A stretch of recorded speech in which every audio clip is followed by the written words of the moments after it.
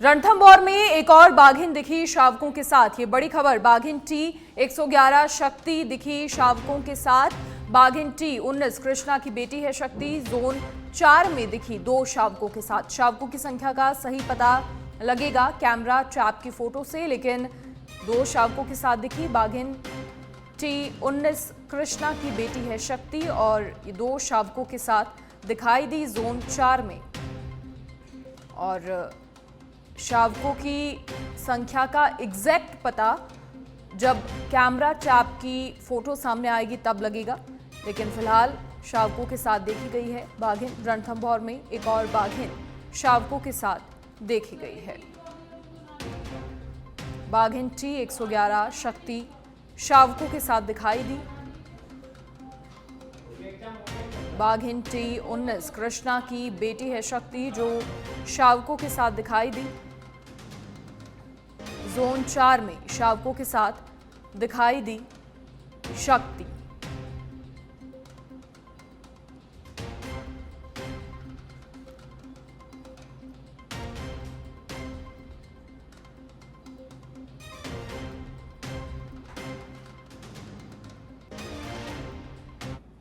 अनुसूचित जाति आयोग के पूर्व उपाध्यक्ष राज्य मंत्री विकेश खोलिया ने जोधपुर में दलित परिवार की बेटी की मौत को लेकर न्याय की मांग की है। उन्होंने जोधपुर पुलिस कमिश्नर को भेजे मेल में लिखा कि जटिया रैगर समाज की महिला, उसकी बेटी और बेटी के साथ पड़ोसी शंकरलाल विश्नोई के नामजद परिवार ने मारपीट की है।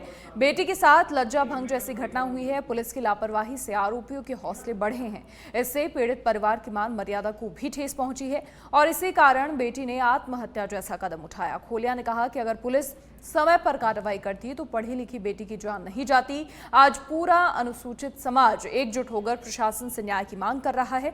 उन्होंने चेतावनी दी कि अगर जरूरत पड़ी तो राजस्थान का पूरा अनुसूचित समाज जोधपुर से पलायन कर सकता है। इसकी जिम्मेदारी प्रशासन की होगी। खोलिया ने मांग की कि नामजद आरोपियों को जल्द गिरफ्तार किया जाए, थाना पुलिस पर भी कार्रवाई हो, पीड़ित परिवार को 50 लाख रुपए का मुआवजा दिया जाए और परिवार के एक सदस्य को सरकारी नौकरी भी मिले। उन्होंने ये मांग मुख्यमंत्री, पुलिस महानिदेशक और बीजेपी प्रदेश अध्यक्ष को भी भेजी है। आज मैंने इस घटना को लेकर प्रदेश के यशस्वी मुख्यमंत्री भजन लाल जी शर्मा को ट्वीट और ईमेल के माध्यम से और प्रदेश के DGP Rajasthan police commissioner Jodhpur इनको इस घटना को लेकर संज्ञान में लेने को लेकर मैंने इसके पत्र भी लिखा, एक्स हैंडल भी किया। प्रदेश के अंदर जो अनुसूचित जाति वर्ग की लोगों के साथ, महिलाओं के साथ, बालिकाओं के साथ जो दंडनीय अपराध हो रहा है, देश के प्रधानमंत्री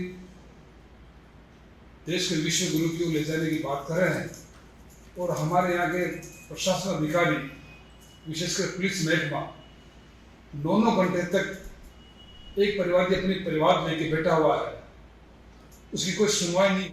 ब्यावर में कुछ दिनों पहले हुई जहरीली गैस त्रासदी जैसी घटना पुनः घटित हो सकती है। बात करें ब्यावर जिला प्रशासन की तो प्रशासन अभी भी लापरवाही बरत रहा है। अवैध रूप से मसूदा रोड से ज्योति नगर से लगती श्रीनगर कॉलोनी में बनी एक बिल्डिंग में बैटरी बनाने का काम जारी है, जिसके कारण आस पड़ोस के लोग बेहद परेशान हैं। फैक्ट्री मालिक अपने आप को ज्यादा प्रभावशाली मानते हुए साल 2018 से बेखौफ फैक्ट्री चला रहा है। फैक्ट्री में तेजाब के ड्रम खुले में रखे जाते हैं। लिफ्टिंग के दौरान सुरक्षा के कोई माकूल इंतजाम नहीं है और इधर तेजाब के कारण आस पड़ोस के लोगों की आंखों में जलन, गले में खराश और की शिकायत भी देखने को मिल रही है। भारी परेशानियों का सामना लोगों को करना पड़ रहा है। कुछ लोग मेरे साथ में उपस्थित हैं, लोगों से जानने की कोशिश करेंगे आखिर ये सारा क्या है मामला, क्या मामला है ये? सर ये बैटरी फैक्ट्री है और इससे जब इसका बैटरी उगलना होता है, जब हमारा नाक जलने लग जाता है, गले वगैरह सारा जलने लग जाता है और ऐसी हालत परेशानी हो जाती है, हमारे को भी सांस लेना परेशान हो जाता है। ये कब होता है ऐसा? ये कभी बैटरी को ज़्यादा नाइट में, शाम की टाइम, ठंडे के टाइम में हवा नहीं चलती तो उस टाइम में उखलते है, तो उस टाइम में हालत ख़राब हो जाती है। यह क्या इसके तेजाब से चल के हमारे बच्चे बीमार सारे हो रहे हैं और बहुत परेशानी हो रही है हमारे को। अच्छा, तो इसको बंद कराओ तो अच्छा रहेगा सरकार से कह के। तो क्या यहाँ पर कभी पहले कोई अधिकारी? सरदार शहर के देराजसर गांव में प्रेम विवाह का मामला बवाल में तब्दील हो गया है। 7 अप्रैल को गांव में प्रेमी जोड़े ने भागकर शादी की थी, लेकिन अब ये प्रेम पूरे परिवार के लिए मुसीबत बन गया है। शनिवार रात गुस्साए परिजनों ने युवक के परिजनों के घर में आग लगा दी। न सिर्फ आगजनी बल्कि मारपीट की घटना से गांव में तनाव हो गया। 22 अप्रैल को प्रेमी जोड़े ने एसपी ऑफिस पहुंचकर सुरक्षा की मांग की थी, लेकिन गांव वालों ने पंचायत बुलाकर दोनों को 7 दिन में पेश होने का अल्टीमेटम दिया। और जब ऐसा नहीं हुआ तो बीती रात गुस्से का ऐसा विस्फोट हुआ कि घर में आग लगा दी गई। सूचना मिलने पर पुलिस मौके पर पहुंची, दमकल की मदद से आग पर काबू पाया। डीएसपी रामेश्वर लाल ने खुद मौके का मुआयना किया है और फिलहाल कुछ ग्रामीण हिरासत में लिए गए हैं और पुलिस अधीक्षक जय यादव के निर्देश पर मामले की गंभीरता से जांच हो रही है।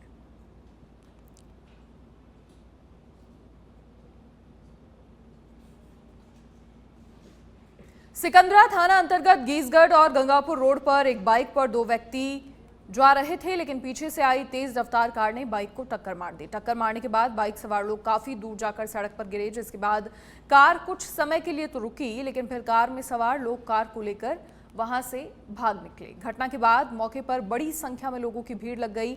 बाइक पर सवार 2 लोगों को चोट भी आने की जानकारी मिली है और ऐसे में माना जा रहा है कि कार में सवार लोगों के द्वारा लापरवाही हुई है। घटना का पूरा वीडियो सीसीटीवी में कैद हुआ, जो अब सामने आया है।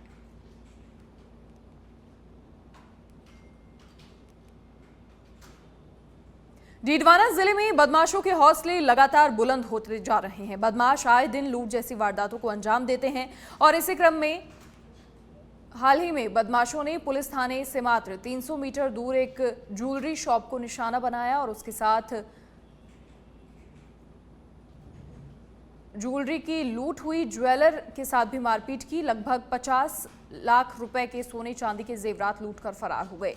घटना उस वक्त की है जब ज्वेलर अपनी दुकान बंद कर घर जा रहा था और इसी दौरान घर से कुछ दूरी पर ही बदमाशों ने उस पर हमला किया और सोने चांदी से भरा बैग छीनकर फरार हो गए। घटना की जानकारी मिलते ही तुरंत पुलिस मौके पर पहुंची, जांच पड़ताल शुरू की और साथ ही आसपास के अनेक सीसीटीवी फुटेज खंगालकर बदमाशों की पहचान करने की कोशिश हुई। पूरे जिले में नाकाबंदी करवाई गई है। मामले की गंभीरता को देखते हुए एसपी हनुमान प्रसाद और अतिरिक्त पुलिस अधीक्षक हिमांशु शर्मा भी घटनास्थल पहुंचे। मामले की जानकारी प्राप्त कर बदमाशों की धरपकड़ के निर्देश दिए और फिलहाल जांच पड़ताल जारी। मेरा बच्चा राजलक्ष्मी ज्वेलर्स है, मैं ओनर हूँ। मेरा बच्चा दुकान से घर जा रहा था जो ज्वेलरी का सामान लेके और घर पहुँच गया था। घर पहुँचते ही सामने तो पीछे से लुटेरे आए 2 बाइक पे, 4-5 जने थे। उनके पास में रोड थी, लाठियाँ थी। उन्होंने मारना पीटना शुरू कर दिया और सोने चांदी का जो बैग भरा था वो लूट के लेकर भाग गए। वो चिल्लाया, जितने में हम घर से बाहर आए, वो भागते दिखे और ये घटना लमसम 7:40 की घटना है। आपने पुलिस में जो रिपोर्ट दी? हाँ, पुलिस में हम 2 मिनट में पुलिस थाने पहुंच गया। मेरा घर से पुलिस थाना है 300 मीटर की दूरी पे है। मैं 2 मिनट में पुलिस थाने में पहुंच गया। कितना माल था आपका? कितना? अब पूरा तो स्टॉक बना के देख के बताएंगे। लमसम 400-500 ग्राम सोना था, 10-12 किलो चांदी थी। लोकेश जी सोनी है, जिन्होंने ये बताया कि मैं करीबन 7:40 पे अपनी दुकान बंद करके और निकल रहा था। दुकान और इनके घर में 300 से 400 मीटर की दूरी है। बाइक सवार आए, 2 बाइकों पे 4 भी हो सकते हैं और 5 आदमी भी हो सकते हैं। वो इनके साथ मारपीट करने लगे इनके घर के गेट के बिल्कुल पास में और इनका बैग छीन के ले गए। 3 से 4 किलो चांदी बता रहे हैं और लगभग 30-1 तोला सोना के आभूषण। ये आभूषण है इस तरह के बने हुए और चांदी के आभूषण बने हुए हैं जो रोज़ ये लाना और ले जाने का घर से ही काम करते हैं। हमेशा अकेले जाते हैं, स्कूटी पे सवार थे, उसी हिसाब से जा रहे थे। इनका संभवतः पीछा किया गया। दूरी घर में और दुकान में कम है, तो मुझे लगता है कि 3 मिनट में ये सारा चीज़ हुई है। फुटेज देख रहे हैं, आइडेंटिफिकेशन करने की कोशिश कर रहे हैं। साइबर टीम आ गई है, डीएसटी की टीम आ गई, हमारी पूरी टीम लगी हुई है और चूँकि बारिश और रात का टाइम है, फिर भी दुकानदारों को बुलवा करके वो हमारा सहयोग कर रहे हैं और जल्दी इनको पकड़ लिया जाए। रामगढ़ थाना अंतर्गत अलावड़ा में एक विवाहिता की संदिग्ध परिस्थितियों में मौत हो गई। इस मामले में मृतक विवाहिता सायदा के पिता ने ससुराल पक्ष के लोगों के खिलाफ हत्या का मामला दर्ज करवाया है। मृतका के पिता ने रामगढ़ थाने पर रिपोर्ट दर्ज कराई कि 4 साल पहले उसकी बेटी की शादी अलावड़ा के एक व्यक्ति के साथ मुस्लिम रीति रिवाज के साथ हुई थी। 2 मई को उनके दामाद ने उसके पास फ़ोन किया कि आपकी बेटी बीमार है और उससे मिलने के लिए आ जाइए। दूसरे दिन बेटी से मिलने के लिए जब वो अलावड़ा पहुंचे तो देखा कि दामाद घर पर नहीं है। थोड़ी देर बाद दामाद घर पर पहुंचा। उसके बाद बेटी को लेकर वो बड़ौदा में अस्पताल पहुंचे, जहां वो बोल नहीं पा रही थी और इसके बाद उसे अलवर जिला अस्पताल रेफर किया, जहां से उसे निजी अस्पताल लेकर पहुंचे, जहां डॉक्टर्स ने उसे मृत घोषित कर दिया। रिपोर्ट में लिखा उसका दामाद दिमागी तौर पर बीमार है और उसी का फायदा उठाकर उसके चाचा और ताऊ ने जमीन को हड़पने की नीयत से उसके बेटे की हत्या कर दी। सरिया लावड़ा में जीतून खां निवासी जयसिंहपुरा इन्होंने ये रिपोर्ट दी है कि उनकी बच्ची जो है उसकी शादी 4 साल पहले लावड़ा में हुई थी। पति है वो मानसिक रूप से थोड़ा कमज़ोर है, तो इसी का फ़ायदा उठाकर ज़मीन को हड़पने के लिए चाचा और ताऊ ससुर जो है उन्होंने इनकी पुत्री को मार दिया। सरिया लावड़ा में जीतून खां निवासी जयसिंहपुरा इन्होंने ये रिपोर्ट दी है कि उनकी बच्ची जो है उसकी शादी 4 साल पहले लावड़ा में हुई थी। पति है वो मानसिक रूप से थोड़ा कमज़ोर है, तो इसी का फ़ायदा उठाकर ज़मीन को हड़पने के लिए चाचा और ताऊ ससुर जो है उन्होंने इनकी पुत्री को मार। बीकानेर के लूणकरणसर में पुलिस ने कार्रवाई करते हुए अवैध डोडापोस्ट सहित 2 सगे भाइयों को गिरफ्तार किया है। लूणकरणसर पुलिस ने गश्त के दौरान ये कार्रवाई की, जिसमें आरोपियों के कब्जे से करीब 9 किलो डोडापोस्ट बरामद किया। पुलिस ने लालगढ़ जाटा निवासी सुलेंद्र और महेंद्र जाट को गिरफ्तार कर एनडीपीएस एक्ट में मामला दर्ज कर लिया है।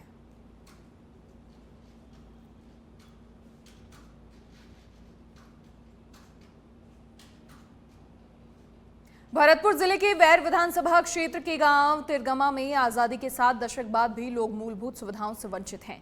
जलदाय विभाग के अधिकारियों ने 2 साल पहले कागजों में 2 बोरिंग कर पूरे गांव में पाइपलाइन डालकर जेजेएम स्कीम के तहत घर घर पानी पहुंचा दिया, लेकिन जब सच बेधड़क की टीम धरातल पर पहुंची, जाकर देखा तो परिणाम चौंकाने वाला था। मौके पर मौजूद ग्रामीणों ने बताया कि गांव में कोई भी पाइपलाइन नहीं डाली गई है और बोरिंग भी एक है जो सूखा हुआ है, जिस कारण गांववासी पानी की बूंद बूंद को तरस रहे हैं, जिस कारण आज़ादी के बाद भी लोग परंपरागत स्रोत से कोसों दूर से पानी लाने पर निर्भर हैं।